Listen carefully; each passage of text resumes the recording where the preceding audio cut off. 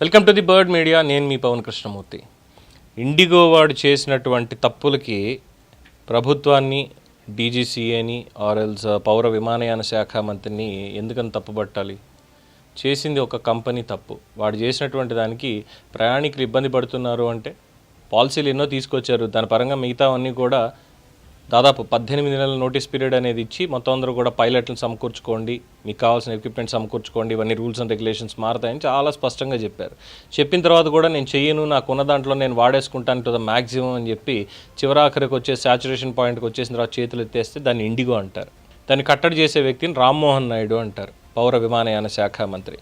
So పనికిమాలిన వాళ్ళు, దీని మీద విషయ అవగాహన లేనటువంటి వాళ్ళు, నోరేసుకుని పడిపోతాం, ఇంకేముంది విమర్శించేస్తాం అనుకునేటువంటి వాళ్ళకి సమాధానాలు చాలా క్లియర్గా ఉన్నాయని చెప్తున్నారు రామ్మోహన్ నాయుడు గారు, వారి సహచరులు కూడా. ముందుగా రామ్మోహన్ నాయుడు చాలా గట్టి వార్నింగ్ ఇచ్చారు. ఏంటి అంటే అడ్డగోలు ఛార్జీలు పెంచితే విమానయాన సంస్థల మీద కఠిన చర్యలు తీసుకోవడానికి వెనకాడేది లేదు, లైసెన్సులు కూడా రద్దు చేయాల్సి ఉంటుంది అని చెప్పి.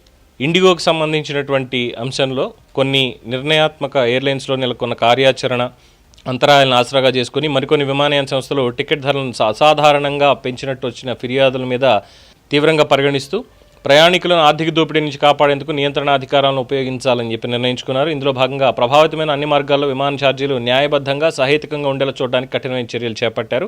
ఈ మేరకు ప్రకటన జారీ చేశారు. దాని పరంగా అత్యవసరంగా ప్రయాణించాల్సిన వృద్ధులు, విద్యార్థులు, రోగులు వంటి వారి సమయంలో అధిక ఛార్జీల కారణంగా ఇబ్బందులు గురి కాకూడదని లక్ష్యంతో ఈ నిర్ణయం తీసుకోవడం జరిగిందని చెప్పి మంత్రిత్వ శాఖ చెప్పింది. అలాగే గరిష్ట పరిమితులను ఖచ్చితంగా పాటించాల్సిందే, నిర్దేశించినటువంటి గరిష్ట పరిమితుల్ని, మార్కెట్లో ధరల క్రమశిక్షణ కాపాడడం, కష్టాల్లో ఉన్న ప్రయాణికులను దోపిడీ నుంచి రక్షించడమే ఈ నిర్ణయం యొక్క ముఖ్య ఉద్దేశం. ఇబ్బంది పెట్టడాన్ని ఏమాత్రం సహించబోను, నిర్దేశించిన నిబంధనలను ఉల్లంఘించే సంస్థలపై ప్రజా ప్రయోజనాల దృష్ట్యా తక్షణమే కఠిన చర్యలు తీసుకుంటామని హెచ్చరించారు. ఈ ఎయిర్ ఫేర్ను మొత్తం రియల్ టైం డేటా ద్వారా గమనిస్తామని, ఇందుకోసం ఎయిర్లైన్స్ అండ్ ఆన్లైన్ ట్రావెల్ ప్లాట్ఫామ్స్తో నిరంతరం సమన్వయం చేసుకుంటున్నామని కూడా చెప్పారు. ప్రయాణికుల ప్రయోజనాలని కాపాడేందుకు మంత్రిత్వ శాఖ కట్టుబడి ఉందంటూ కూడా ఆయన ప్రకటించారు. అయితే నిన్నటి నుంచి మాట్లాడుతున్నారు, అసలు రామ్మోహన్ నాయుడికి సివిల్ ఏవియేషన్ గురించి ఏం తెలుసు, ఏం చదువుకున్నాడని, ఏం తెలుసు అని చెప్పి ఇష్టం వచ్చినట్టు చేస్తాడు. గతంలో కూడా ఇలాగే చేసింది కేంద్ర ప్రభుత్వం. అశోక్ గజపతిరాజు గారిని సివిల్ ఏవియేషన్ మినిస్టర్ కింద పెట్టారు, ఇప్పుడు తీసుకొచ్చి రామ్మోహన్ నాయుడు పెట్టారు. అసలు ఎప్పుడు వచ్చినా కానీ కూటమిలో టీడీపీ అభ్యర్థులకి ఆ శాఖ ఎందుకు ఇస్తున్నారు అని మాట్లాడేవాళ్ళు ఒకళ్ళైతే, అసలు అనుభవం లేనటువంటి వాడిని తీసుకెళ్ళి దీంట్లో పెట్టింది ఎవరు, అసలు ఆ మంత్రిత్వ శాఖకి రామ్మోహన్ నాయుడు అనర్హుడు అంటూ ఇష్టం వచ్చినట్టు మాట్లాడేటువంటి కొంతమందికి is a third time MP, hattrick. And తెలుసు కేంద్రంలో ఏం జరుగుతుంది ఏంటి అనేది మొత్తం అందరికీ తెలుసు. రామ్మోహన్ నాయుడికి అవగాహన ఉంది. అండ్ దీనికి సంబంధించి మరి గతంలో వీళ్ళు ఏదైతే ఆరోపణలు చేశారో ఈ ఇండిగో దీనికి సంబంధించిన నేపథ్యంలో చాలా విమర్శలు వచ్చాయి. అసలు ఆయనకేం తెలియదు, ఏమీ రాదు, ఇవన్నీ చెప్తున్న వాళ్ళకి లావు శ్రీకృష్ణదేవరాయలు గారు ఒక 8 సమాధానాలు చెప్పారు చాలా క్లియర్గా. ఏంటంటే విమానయాన రంగంలో 2 పెద్ద సంస్థల ఆధిపత్య ధోరణిని మంత్రి రామ్మోహన్ నాయుడు స్పష్టంగా తిరస్కరించారు. ఈ రంగం కేవలం 2 పెద్ద సంస్థలపైన ఆధారపడకూడదని ఆయన గట్టిగా విశ్వసిస్తున్నారు. అలాగే ప్రాంతీయ కనెక్టివిటీని పెంచే ఉడాన్ పథకం విస్తరణకి అధిక ప్రాధాన్యత రామిస్తున్నారు. దీనివల్ల మరిన్ని కొత్త మార్గాలు, విమానాశ్రయాలు అందుబాటులోకి వచ్చి కొత్త విమానయాన సంస్థలు నిలదొక్కుకోవడానికి అవకాశం కూడా లభిస్తుంది. మార్కెట్లో గుత్తాధిపత్యాన్ని తగ్గించడానికి ఇది అతిపెద్ద చర్య. 2 లేదా 3 విమానాలతో కార్యకలాపాలు ప్రారంభించే చిన్న సంస్థలకు కూడా ఆయన బహిరంగంగా ప్రోత్సహిస్తున్నారు. భారత్కు మరిన్ని విమానయాన సంస్థలు రావాలి, ఉన్నవి తగ్గకూడదు అనే స్పష్టమైన సందేశాన్ని పరిశ్రమకి ఇస్తున్నారు. కొత్త సంస్థల రాకతో పోటీ పెరిగి గుత్తాధిపత్య ధోరణికి, ధరలకి అడ్డుకట్ట పడుతుంది అనేది ఆయన విశ్వాసం.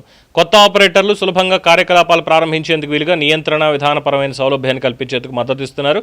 పెద్ద సంస్థల ఆధిపత్యంలో చిన్నవి నలిగిపోకుండా చూస్తున్నారు. దేశంలోనే మరిన్ని MRO మెయింటెనెన్స్, రిపేర్, ఓవర్హాల్ కేంద్రాలను కూడా ఏర్పాటు చేసేందుకు కృషి చేస్తున్నారు. దీనివల్ల విమానయాన సంస్థల నిర్వహణ ఖర్చులు తగ్గి స్వావలంబన పెరుగుతుంది. ఏవియేషన్ రంగంలో నైపుణ్యం కలిగిన మానవ వనరులను పెంచేందుకు AICTEతో కలిసి పనిచేస్తున్నారు. Air crafts maintenance, avionics, airport operations వంటి కోర్సులకి ఆమోదం పొందేలా చర్యలు తీసుకుంటున్నారు. ఇండిగో విమానాలు రద్దు వంటి సంక్షోభ సమయాల్లో ఆయన నేరుగా జోక్యం చేసుకుంటున్నారు. విమానయాన సంస్థలకు జవాబుదారీతనం పెంచి ప్రయాణికుల హక్కులు అమలయ్యేలా చూశారని కృష్ణదేవరాయలు ఎవరైతే విమర్శిస్తున్నారో వాటికి సంబంధించినటువంటి సమాధానాలు చాలా క్లియర్గా చెప్పారు. ఇండిగో ఎయిర్లైన్స్ విఫలమైతే అదొక ప్రైవేట్ ఎయిర్లైన్స్. అఫ్కోర్స్ డీజీసీఏ పర్యవేక్షణ ఇవన్నీ కూడా ఉంటాయి, సివిల్ ఏవియేషన్ సర్వేలెన్స్ అనేది వాటి మీద ఉంటుంది. ఉన్నప్పటికీ కూడా తీసుకునేటువంటి నిర్ణయాలు, అందులోనూ పార్లమెంటు సమావేశాలు ఇవన్నీ జరుగుతున్నాయి. అండ్ ఇట్స్ అబ్సల్యూట్లీ ఇండిగోస్ మిస్టేక్ తప్పితే ఇంకొకళ్ళది కాదు. ఎందుకంటే ఎయిర్ ఇండియా కూడా ప్రైవేటీకరణ అయిపోయింది. ఇన్ ద సెన్స్ లాసెస్లో ఉన్నటువంటి దాన్ని మళ్ళీ టాటాలు కొనుక్కున్నారు, వాళ్ళు నడిపిస్తున్నారు. దానికి కావాల్సినటువంటి పైలట్స్ని రిక్రూట్ చేసుకోవడం ఈ 18 నెలల్లో మొత్తం అంతా అయిపోయింది, స్టాఫ్ రిక్రూట్మెంట్ అంతా. బట్ ఇండిగో దగ్గరికి వచ్చేసరికి 18 నెలల్లో రిక్రూట్ చేసుకున్నారంటే పైలట్స్ని కానీ వీళ్ళని కానీ రిక్రూట్ చేసుకోలేదు. వాళ్ళకి ఈ లీవ్స్ కానీ లేదంటే పెయిడ్ లీవ్స్ వాటెవర్ ఏవైతే రూల్స్ ఉన్నాయో అన్నిటిని రామ్మోహన్ నాయుడు మార్చడం జరిగింది. ఎందుకంటే ప్రయాణికుల రద్దీ అనేది పెరుగుతుంది, వాళ్ళకి తగ్గట్టుగా సర్వీసెస్ అని ఉండాలి. అట్ ద సేమ్ టైం ఎవరైతే క్రూ ఉన్నారో ఈ క్రూ అందరూ కూడా పైలట్స్ దగ్గర నుంచి మిగతా వాళ్ళందరూ కూడా ఎవరైతే క్రూ ఉన్నారో వాళ్ళకు కూడా రెస్ట్ అనేది అవసరం ఉంటుంది. అందుకని చెప్పి 24 గంటలు 48 గంటలు డ్యూటీలు వేసినప్పుడు అలాగే వారాంతంలో ఎలా ఉండాలనేది ప్రిపేర్ చేయించి దానికి ఇచ్చారు. ఇవన్నీ పాటించి తీరాల్సిందే సేఫ్టీ మెజర్స్ అనేవి. ఎందుకంటే ప్రయాణికుల భద్రత అనేటువంటి గాల్లో దీపం కాకూడదు అని స్పష్టంగా ఆయన చెప్తూనే ఉన్నారు. ఎక్కడికక్కడ దీనికి సంబంధించి నిర్ణయాలు తీసుకుంటున్నారు, కొత్త ప్రణాళికలు అమలు చేస్తున్నారు, ఇవన్నీ అవుతున్నాయి. అయినా సరే ప్రైవేట్ ఇండిగో వాడు చేసుకోకుండా రిక్రూట్ చేసుకోకుండా ఉన్న వనరులన్నింటినీ కూడా మ్యాక్సిమం వాడేసి ఇంక చేయడానికి ఏం లేదన్నప్పుడు పైలట్లు తిరగబడ్డారయ్యా. మాకు పైలట్లు లేరు, మేము రోజుకి ఎలాగా ఇప్పుడు నిద్రపోవాలా, మేము ఫ్లైట్ ఎక్కి నిద్రపోవాలా, నిద్ర లేకుండా ఆరోగ్యాలు పాడు చేసుకుని చేయాలా, అందులో ప్రయాణికులు ఎక్కుతారు, ఇంతమంది ఉంటారు అని చెప్పి వాళ్ళే చెప్తున్నారు. క్యాబిన్ క్రూ వాళ్ళు మిగతా వాళ్ళందరూ కూడా చెప్తున్నారు. అయినా ఎవరికి అర్థం కావట్లేదు. ఇన్ ద సెన్స్ ఇండిగో యాజమాన్యానికి అర్థం కాలేదు. సో వాళ్ళు ఏం మాట్లాడట్లేదు ఇప్పుడు. సో సివిల్ ఏవియేషన్ వాళ్ళు ఇప్పుడు నిర్ణయాలు తీసుకుంటున్నారు.